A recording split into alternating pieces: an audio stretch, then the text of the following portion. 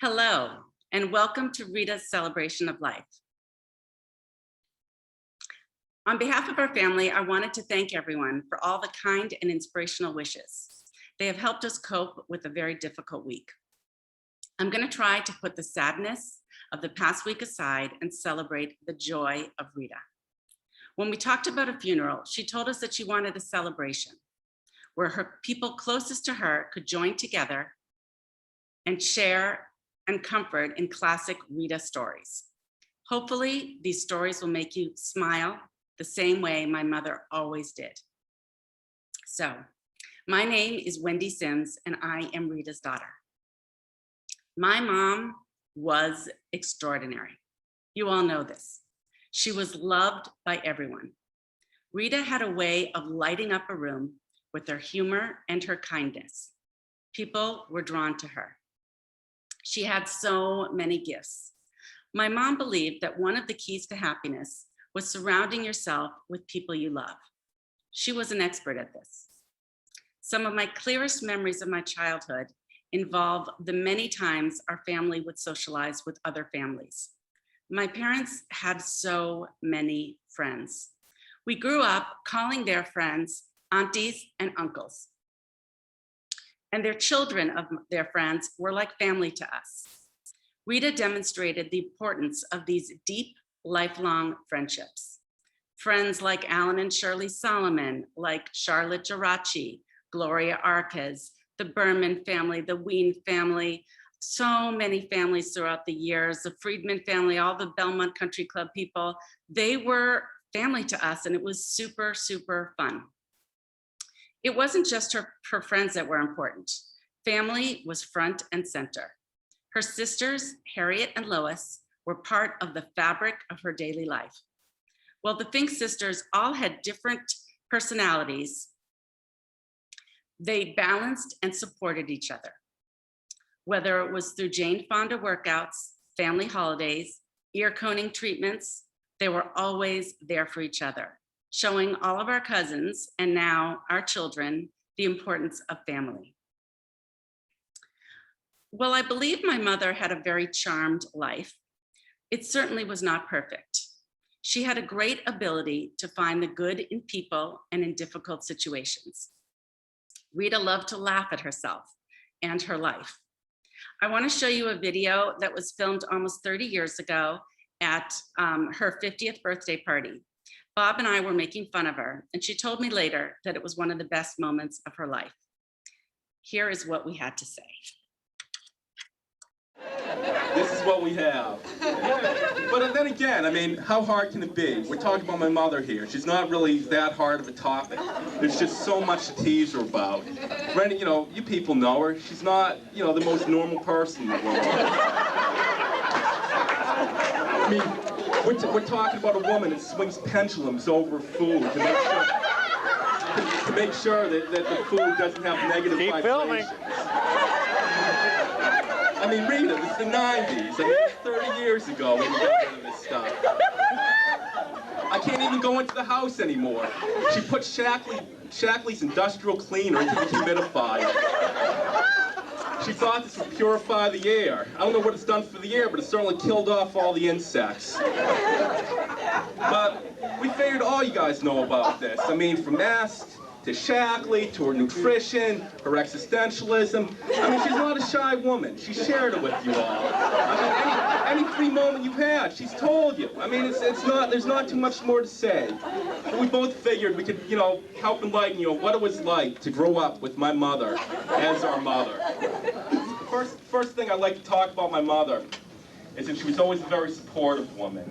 I mean, whatever I did, no matter how heinous a crime, oh, you know, it was perfect. It was perfect.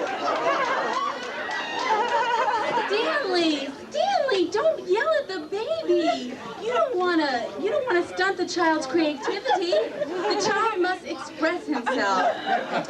It's just a stage he's going through. Today, he may be banging nails with your new golf clubs, but tomorrow he could become a world-famous architect. Listen to me, Stanley. I read about this in my books.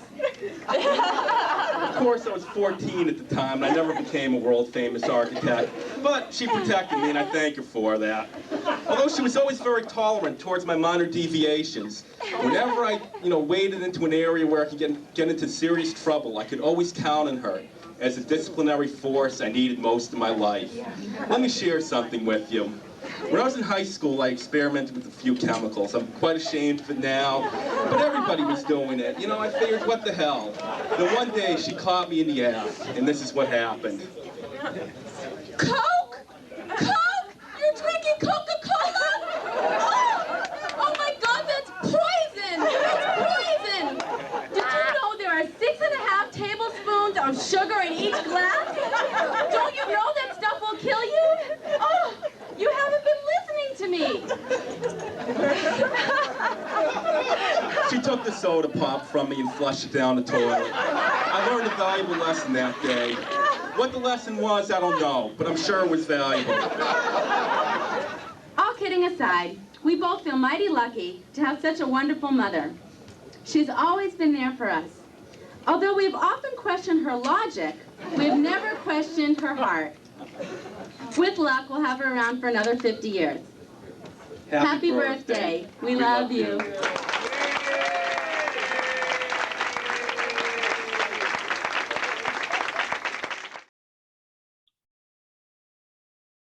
I just love seeing her and hearing her voice. Just seeing her, she's so beautiful. So that was just so wonderful. My mother taught me to be passionate about the things that I enjoy, and that it's okay to love things that you're not good at. Singing, dancing, cooking, driving, golf, bridge, tennis, anything with coordination, she loved them. Her abilities were not proportionate to how much she enjoyed them. Just last week, she was singing duets with the musical therapist that hospice sent. It was beautiful to watch, a bit difficult to listen to, but beautiful to watch. Amazing to see that level of joy. Today has been emotional, and this week has definitely been tough. In honor of my mother, I urge you to find something that you love. Whether you're good at it or not, do it. Full on. Dance like no one's watching. Please treat and heal yourself. She loved yoga, walks on the beach, Tai Chi, exercise classes, juice cleanses, wheatgrass shots, macrobiotic meals, watching an old movie, eating pistachio ice cream, hugging your grandchildren, and laughing with friends. Enjoy yourself with Rita in mind. We owe it to the people we love to live the best life for them. Mom, we will miss you. Our next speaker is Rita's dear friend, Charlotte Geraci, who is known as Auntie Charlotte to Bobby and I. Thank you, Wendy. Well, I want to take you back to March 1992.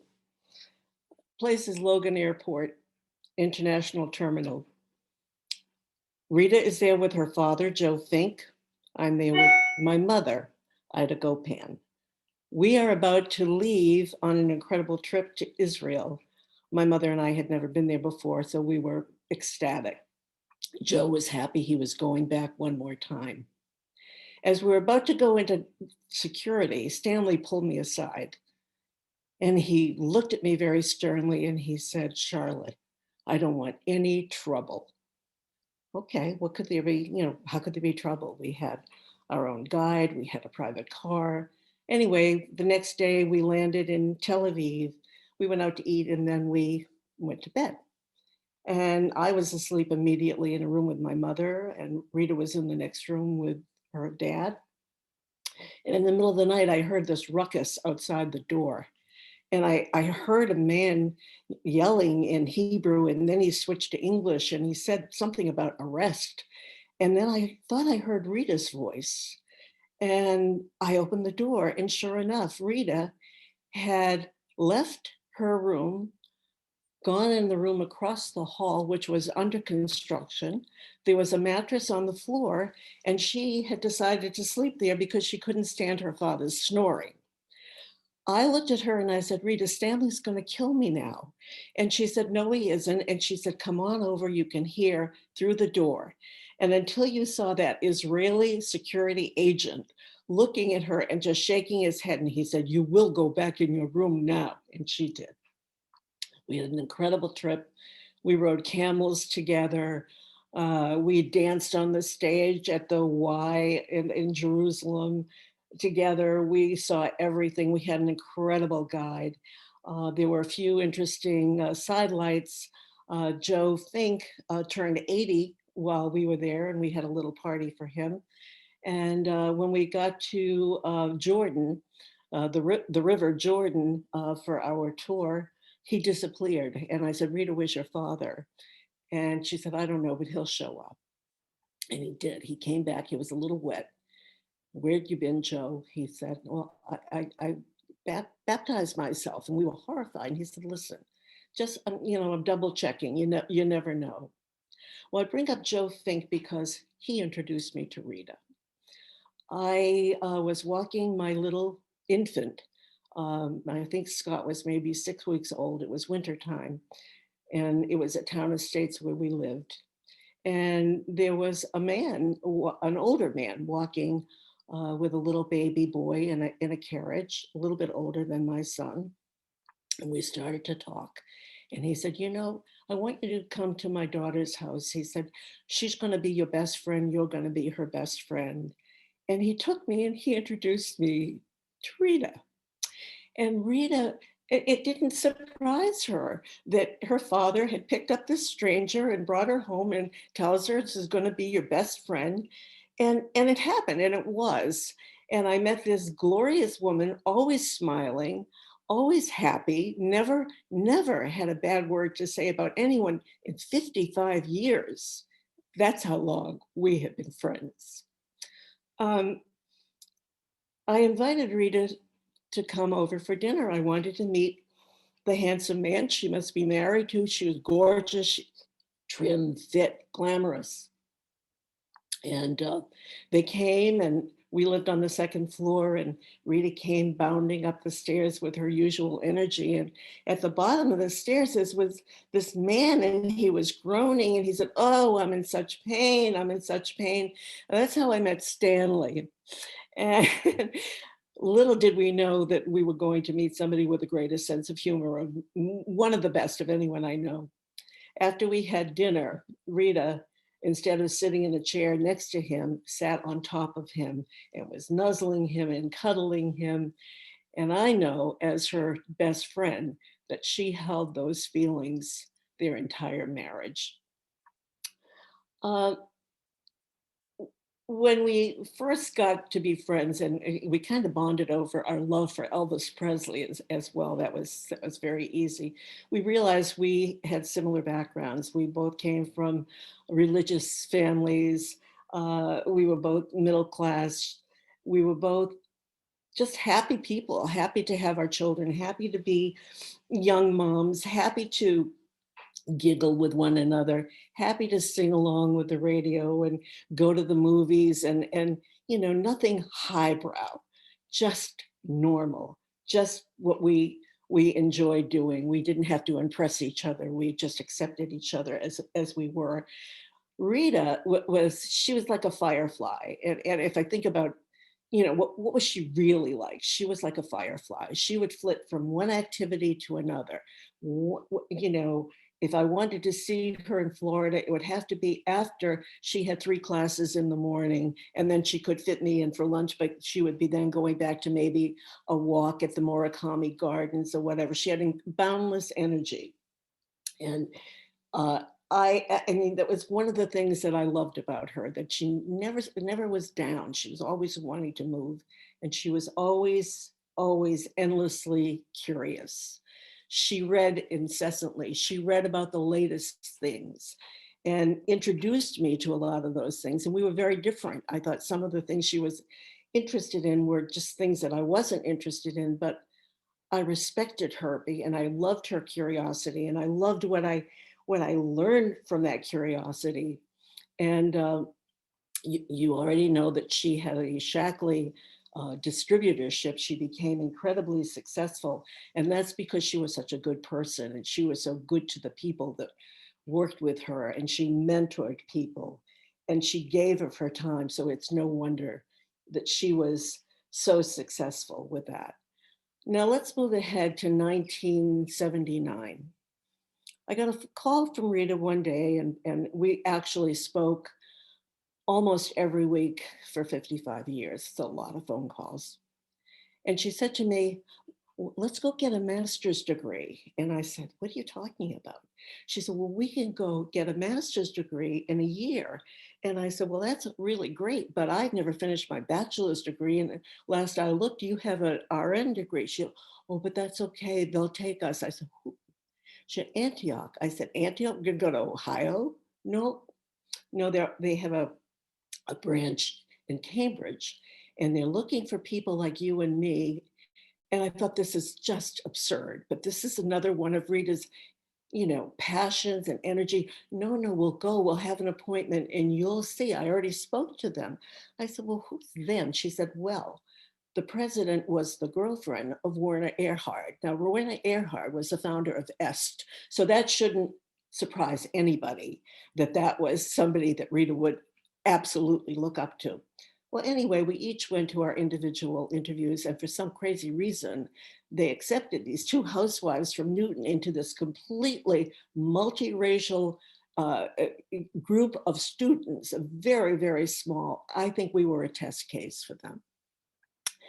And we had to work hard, and we had each had two teenagers at home and jobs and marriages, but we did it, and we both did get our master's degree. And I will tell you this, that what that did for me in my life, that opened doors to a career that I never, ever, ever would have been considered for without a master's degree. I thank my friend Rita endlessly and always. After she had sold enough super blue algae or algae to fill all the ponds in Newton, she changed and became a medical recruiter. And she did, typical Rita, incredibly well all the way, working, I think, up until last year. And, you know, nothing surprised me with her. If anything I told her I wanted to try, my friend Rita supported me. My friend Rita made me believe that I could do the things that I tried to do. My friend Rita never gave up on me. Now, eventually she moved to the Cape. And for her, that was a big bonanza, because here is the plethora of holistic healers and alternative treatment people. And she just loved being there. And she would call me and say, "Would you like to go have your ear coned?" And I said, "What are you talking about?" And she said, "Well, they put a candle in your ear." And I said, "And what do they do with that?" She said, "Well, they light it and out comes wax and you'll hear better." And I said, "You must be joking." And she, "Oh no, just trust me, come with me." And I never did. But she did. And she called me up and she said, "I just want you to know, I feel fabulous. I hear much better. I hear everything Stanley says to me now." And I said, "Oh, that's great. That's wonderful." Maybe a couple months after that, she called me up and she said, "I'm trying to put a group together, people, for a very special experience that you're going to really love." "Well, what's that?" "Well," she said, "you probably have never heard of table tipping." And I said, "No, I've never heard of table tipping. What is that?" She said, "Well, you sit in a group." She said, "I want to talk to my mother or my father." And I said, "Okay, well, can't you just kind of go into a meditative state and talk to them?" "No, no." She said, this is guaranteed for sure." And I said, "All right, well, tell me about it." And she told me, and I said, "Rita, that's a seance." And she said, "But no, not really." She said, "Because the furniture will move." Well, I didn't go. And from what she told me, the furniture did not move. But anyway, she was willing to try. She was willing to do anything new, anything different. Um, One of the benefits of her moving to Willow Bend is when Stanley it would be football season, and she'd call me up and she'd say, Stanley's got a game at Penn. And that was the cue to me that she wanted to come to Truro, to my house. And I said, okay. And once she had the GPS in her car, I wasn't worried about her finding my house at the end of a country road. But there were many times when she drove past it. But anyway, she would come. She had her own routine when she came here. She had a room that she liked to sleep in. And we would go out for dinner in Provincetown. And let me tell you, we had more fun. We would sit, we would reminisce. We went to a cocktail lounge there one time, and we were talking about the fact that when our boys were 3 and we were in Florida together, we dressed them up in beautiful little Lord Fauntleroy suits, and we took them into cocktail lounges to listen to music. And we were laughing, the things that we did, the fun that we had. And then when our daughters were born, I mean, that was the frosting on the cake, a boy and a girl. Stop right there. Wonderful.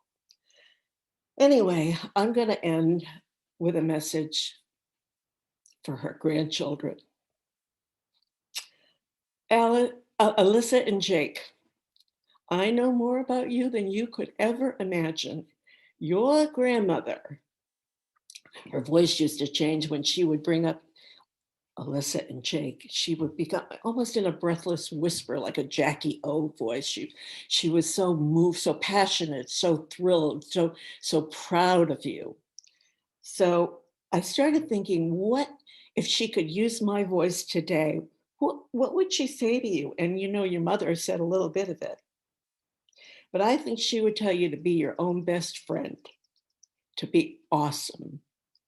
And if a storm comes, to go dance in the rain. Maya Angelou wrote, I've learned that people will forget what you said, people will forget what you did, but people will never forget how you made them feel. Now I have the pleasure of introducing a very favorite person of mine, Rita's firstborn child, Bobby. Thank you. My mom was born in West Hartford, Connecticut, but not the part of West Hartford that sends campers to Manitou. She was the oldest of 3 sisters, raised under strict Orthodox traditions that discouraged frivolity and saddled women with diminished expectations. But Rita, Harriet, and Lois aspired for more and dreamed of richer lives. Rita escaped to Boston shortly after graduating high school. Her sisters soon followed. My mom was 22 when she consented to a blind date in January of 1964. Stanley brought his A game, taking her to the iconic General Glover house, where he tipped their way into the famed Essex room. He took charge, ordering a bottle of their finest wine and jumbo shrimp cocktails. Rita protested, claiming to be kosher. Stanley responded, well, I guess this date's over. According to my dad, Rita acquiesced and ate shrimp that night. Their second date was at China Sales, where my mom tasted her first spare ribs. He took her to shows and nightclubs, always taking that Henry Hill stroll to the best seats in the house. As Coach Stanley boasted to our Little League team during a pregame pep talk, I charmed her pants off. Just weeks after that initial date, he bought the ring and proposed at Lockover's. 1964, Stanley could walk into a jewelry store and walk out with a diamond 20 minutes later. 2021, Stanley visits 3 different markets to get the best deal on celery. Incredulously, they got engaged before either met the corresponding families. Where was the due diligence? Probably fortuitous. Stanley was spared Joe Fink and the frightening reminder of what middle-aged Rita might look like with an ill-fitting wig. Definitely fortuitous that Rita didn't witness Stanley torment and traumatize his young cousins and nephews who gathered at Nana's house every Sunday. They moved into a love nest on 56 Commonwealth Ave, right across from the Boston Common.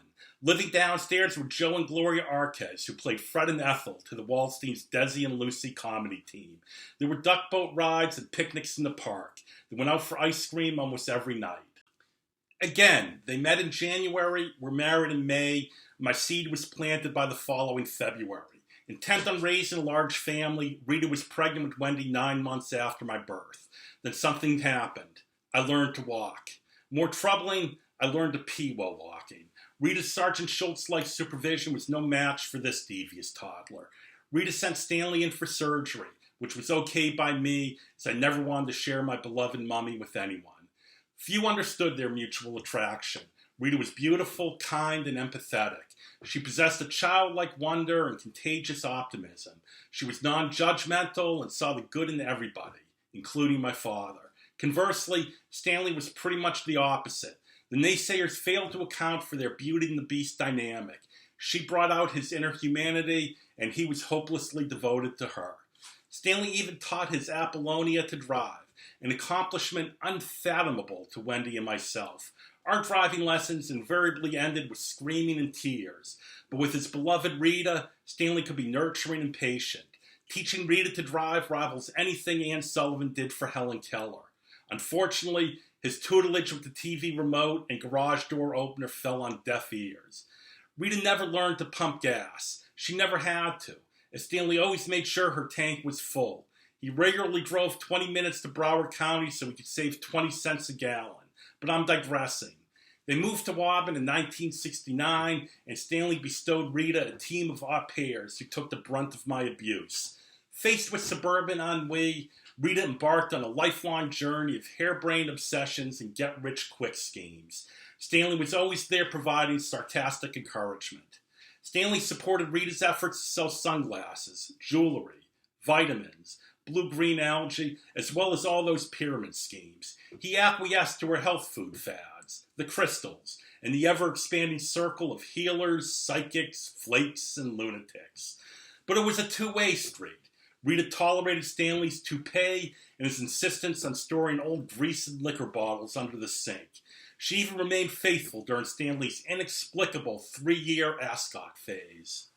20 years passed, but Stanley kept the marriage fresh and exciting. He drove her to the airport, claiming they were going to recreate their honeymoon with a weekend jaunt to Bermuda. Instead, he whisked her onto the Concorde for a 3-week European adventure with stops in London, Paris, Milan, Rome, and Nice. A few years later, he surprised her with an Asian tour, with layovers in Hong Kong, Thailand, Vietnam, and Cambodia. I like to think the abnormally high sex trafficking statistics at their chosen destinations were purely coincidental. By the late 90s, they were grandparents, splitting time between Cape Cod and Boca Raton. Stanley was semi-retired, but Rita was just hitting her stride.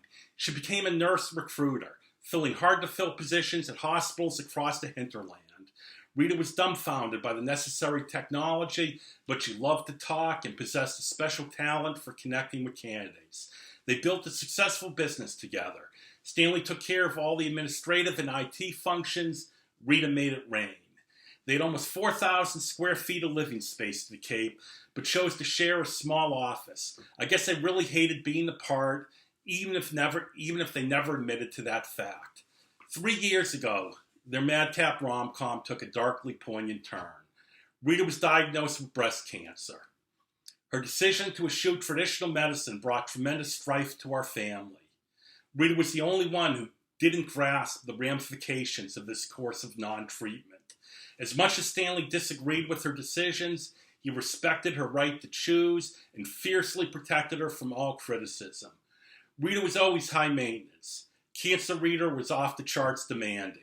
Stanley became her 24/7 caregiver, rarely leaving her side.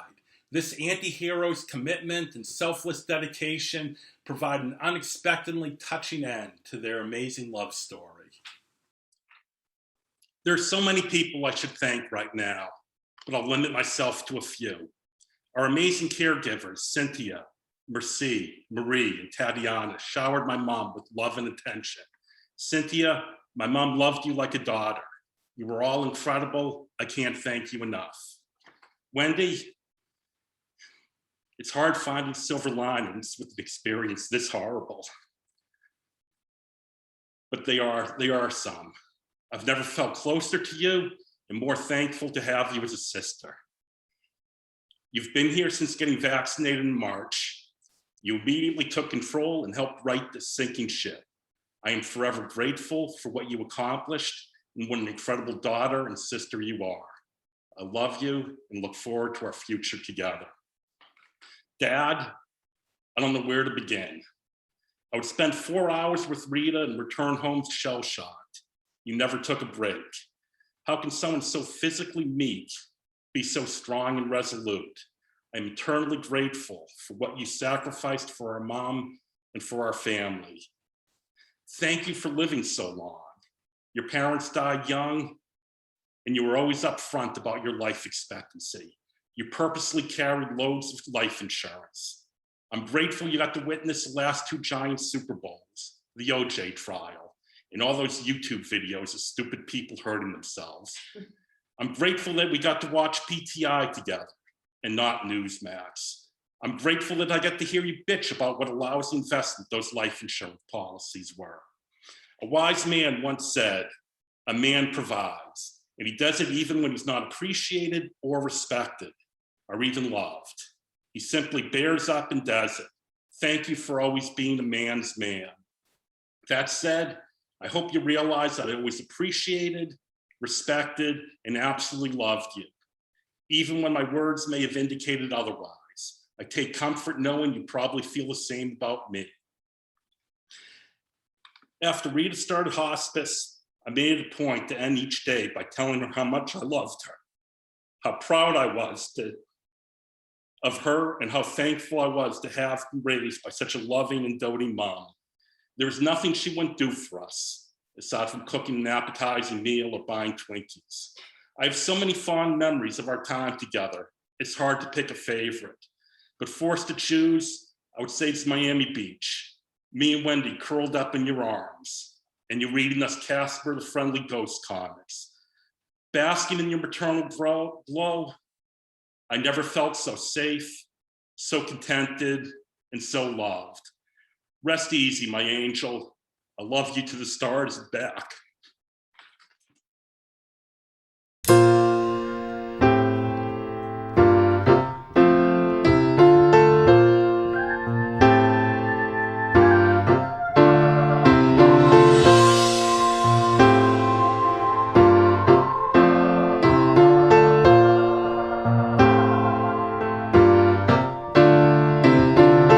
$525,600 minutes, 525,000 moments, oh dear.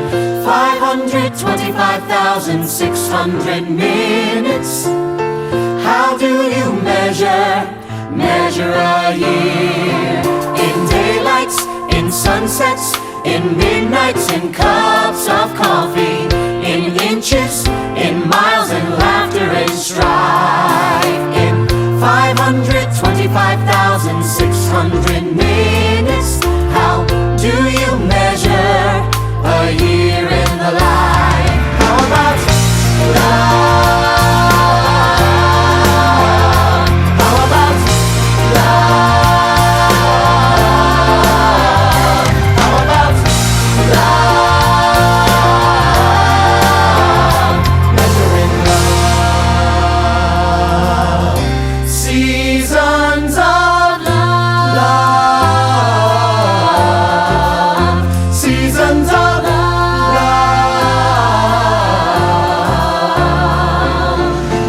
525,600 minutes, 525,000 journeys to plan, 525,600 minutes.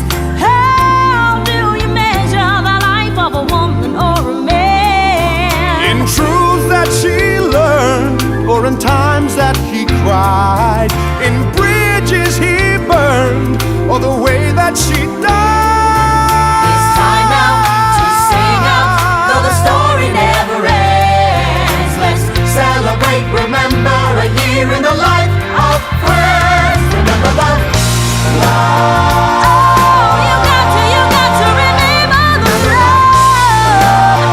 You know that love is a gift from up above. Share love, give love, spread love, measure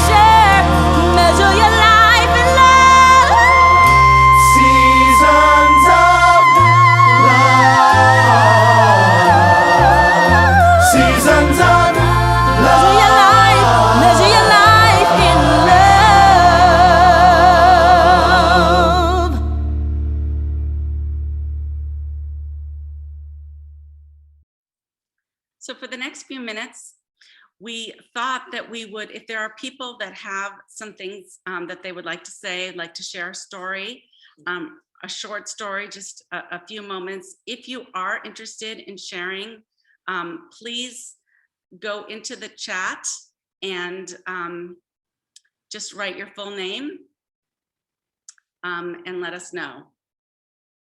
Doug, can you, did we already have someone who wanted to speak? Do you know? No one has Okay. raised yet. If you go ahead and type your name and we'll bring you on. If not, we have a website, www.thewaldsteins.com. Doug, if you wouldn't mind just typing it into the chat. You can go onto our website and share a story if you'd like. You can email us, anything you would like to do. We'd love to hear from you. We, again, are very appreciative of all of the people that have contacted us and reached out. We will respond, just give us a little time. So, Doug, I'm sorry, I can't read the chat. That's okay. Yeah, Shirley Solomon is wanting to speak, so we'll invite you. Fantastic. We'll invite Marcy, you to can speak, Shirley, here. Can you unmute Shirley? Fine, okay. You had to unmute me, then me. I just wanted to say that the tribute to Rita's life was beautiful. She was all the wonderful things you said. And we shared so many memories and so many happy times that it just is, I'm glad that we are able to all smile together in her honor. Thank you so much, Shirley. And when we introduced Wendy to Steve and they got married, Rita never let me forget how happy she was, and she know that we were, and that she could never find a way to thank us. Thank you so much, Alan and Shirley. Thank you very much. Doug, do we have anyone else, or are we all set? No one else yet. If you'd like to speak, just type your name in and then we can unmute you. So I want to thank everyone again for being here today to honor Rita's memory. She loved you all, and her memory will live in all of us. Thank you very much. Goodbye.